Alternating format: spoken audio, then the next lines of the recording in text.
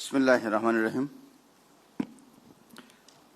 তারুণ্য, startup ও সম্ভাবনার বাংলাদেশ শীর্ষক এই বিশেষ আয়োজনে উপস্থিত গণপ্রজাতন্ত্রী বাংলাদেশ সরকারের মাননীয় প্রধানমন্ত্রী জনাব তারেক রহমান এমপি, মাননীয় মন্ত্রী ডাক, টেলিযোগাযোগ ও তথ্য প্রযুক্তি মন্ত্রণালয় জনাব ফকির মাহবুব আনাম এমপি, মাননীয় প্রধানমন্ত্রীর ডাক, টেলিযোগাযোগ ও তথ্য প্রযুক্তি বিষয়ক উপদেষ্টা জনাব রেহান আসিফ আসাদ, তথ্য ও যোগাযোগ প্রযুক্তি বিভাগের ভারপ্রাপ্ত সচিব জনাব মোহাম্মদ মামুনুর রশিদ ভূঁইয়া, সম্মানিত উদ্যোক্তা, উদ্ভাবক, বিনিয়োগকারী, শিক্ষাবিদ, গবেষক, তরুণ প্রতিনিধি, ঢাকা বিশ্ববিদ্যালয়ের সম্মানিত শিক্ষকবৃন্দ, প্রিয় ছাত্রছাত্রীবৃন্দ এবং উপস্থিত সকল অতিথিবৃন্দ, আসসালামু আলাইকুম এবং শুভ অপরাহ্ন।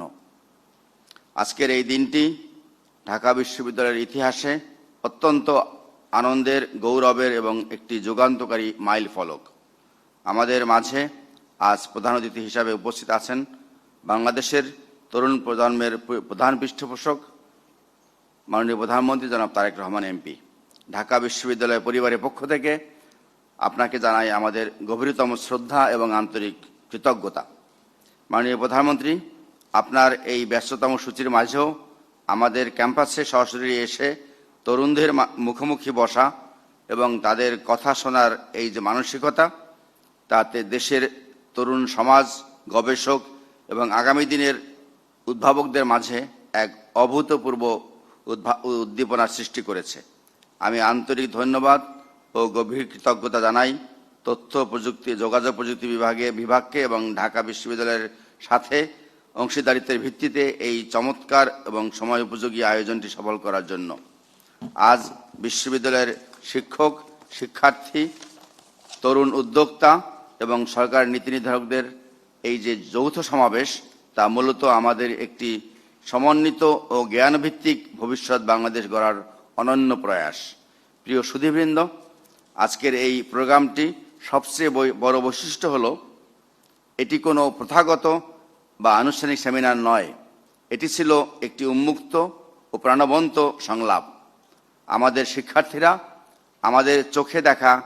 তাদের চোখে দেখা আগামী দিনের স্বপ্ন ও আকাঙ্ক্ষার কথা বলেছে। তরুণ স্টার্টআপ উদ্যোক্তারা তাদের বাস্তব সম্ভাবনা ও চ্যালেঞ্জগুলো অকপটে তুলে ধরেছে। আর সবচেয়ে আশার কথা হলো মাননীয় প্রধানমন্ত্রী সহ আমাদের নীতি নির্ধারকরা তা অত্যন্ত ধৈর্য এবং গভীর মনোযোগের সাথে শুনেছেন। একটি আধুনিক, প্রগতিশীল এবং মেধাচালিত জাতি গঠনে এমন চিন্তার আদান প্রদানই সবচেয়ে বেশি প্রয়োজন। ঢাকা বিশ্ববিদ্যালয় সব সময় দেশের চিন্তা, আন্দোলন, নেতৃত্ব এবং জাতীয় অগ্রগতির মূল কেন্দ্র হিসেবে ভূমিকা পালন করে এসেছে। আজকের এই চতুর্থ শিল্প বিপ্লবের যুগে আমরা আমাদের শিক্ষার্থীদের শুধু সনাতন শ্রেণীকক্ষের শিক্ষা বা ভালো ফলাফলের মধ্যে সীমাবদ্ধ রাখতে চাই না। আমরা চাই বিশ্ববিদ্যালয় হবে নতুন নতুন আইডিয়া এবং সফল স্টার্টআপ তৈরির সূতিকাগার। কৃত্রিম বুদ্ধিমত্তা, সাইবার নিরাপত্তা, ভাষা প্রযুক্তি, ডিজিটাল আইডেন্টিটি এবং ডেটা ড্রিভেন গভর্নেন্সের এই যুগে আমাদের শিক্ষার্থীদের শুধু চাকরি খোঁজার মানসিকতা থেকে বের হয়ে আসতে হবে।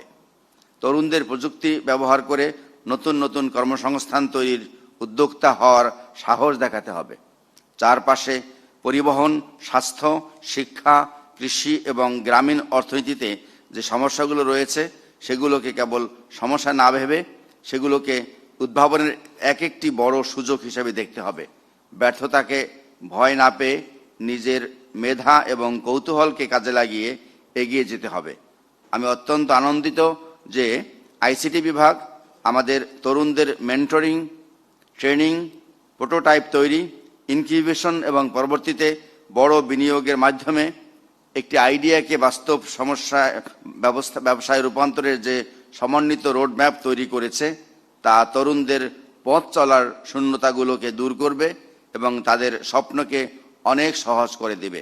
আমাদের শিক্ষক মণ্ডলীও তাদের ক্লাসরুম ও গবেষণাকে বাস্তব জীবনের সমস্যা সমাধানের উপযোগী করে তুলতে অগ্রণী ভূমিকা পালন করবেন বলে আমরা বিশ্বাস করি।